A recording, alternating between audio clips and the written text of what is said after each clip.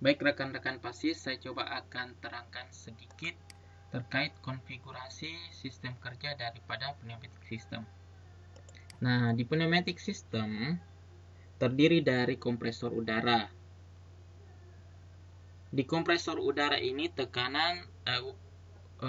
kompresor ini berfungsi untuk menghisap atmosfer luar, kemudian mengkompresi udara di dalam kompresornya sampai pada tekanan tertentu.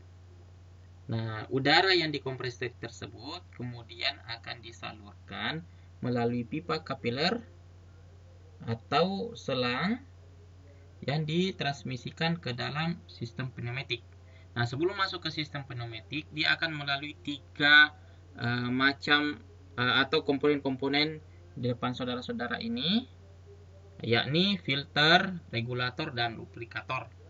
Fungsi masing-masing daripada komponen ini akan saya jelaskan kemudian. Nah, sebelum masuk ke FRL, udara akan masuk ke bulk liquid separator.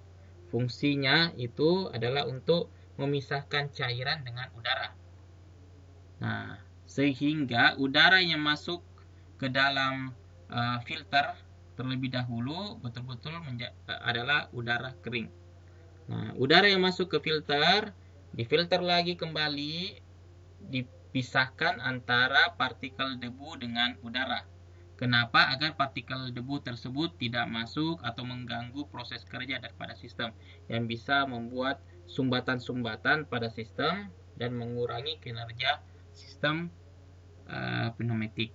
Nah, setelah dari filter, udara tersebut kembali mengalir ke dalam regulator. Nah, regulator ini bekerja secara sentrifugal pada pegas ini. Pegas ini akan naik turun tergantung daripada settingan knob yang ada di bawah pegas.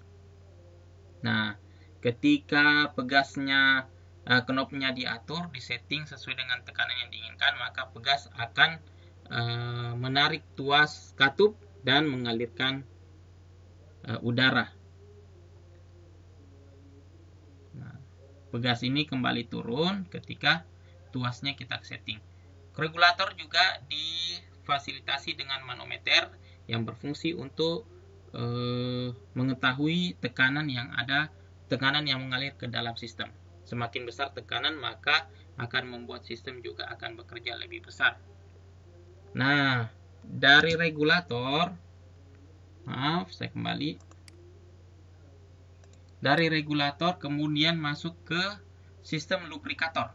Lubrikator ini berfungsi untuk menambah cairan pelumas atau minyak pelumas ke dalam udara yang akan masuk ke dalam sistem. Jadi udara yang masuk ke dalam sistem itu sudah mengandung minyak pelumas yang berfungsi untuk mengurangi gesekan-gesekan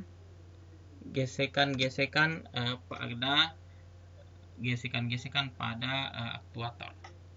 Nah, udara itu akan masuk ke KKA, katup kontrol arah atau directional katup valve.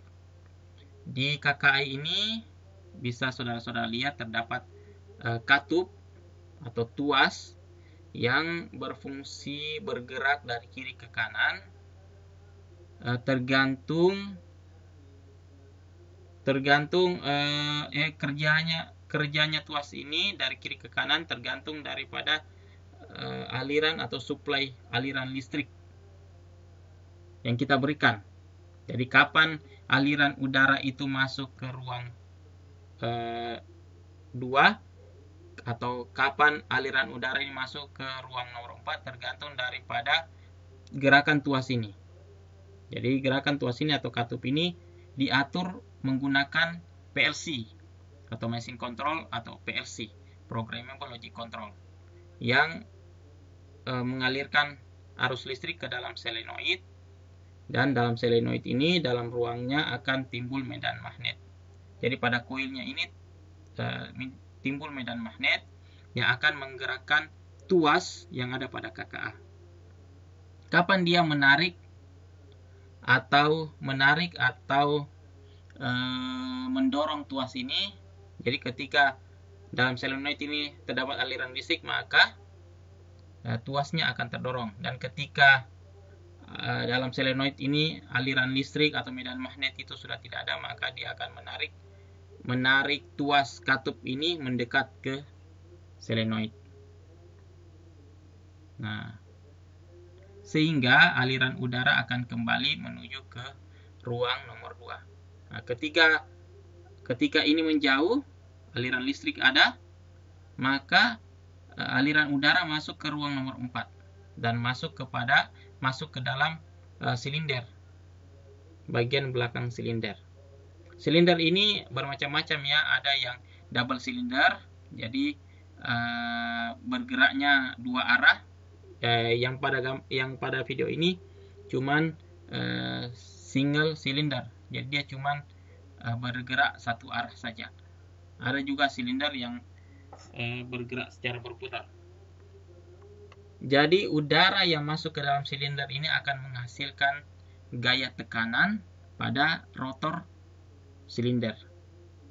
Kita lihat aliran udara masuk ke ruang nomor 4 pada KKA, terus masuk pada bagian belakang silinder yang mengakibatkan bagian rotor bergerak dan melakukan gaya tekanan pada komponen yang ada di depannya. Gitu.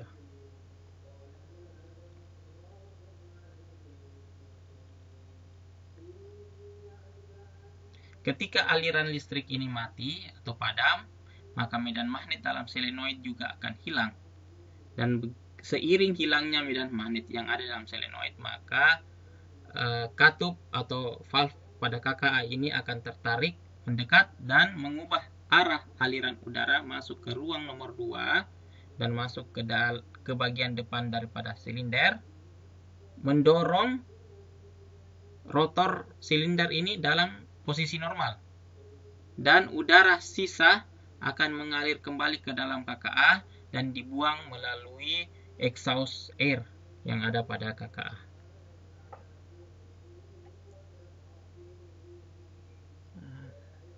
Hal ini akan terjadi berulang secara terus-menerus jika aliran listrik pada solenoid ini juga kita lakukan.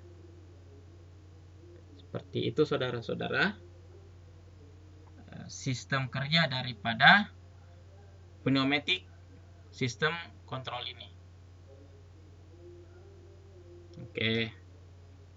Terima kasih, kita lanjut ke materi berikutnya.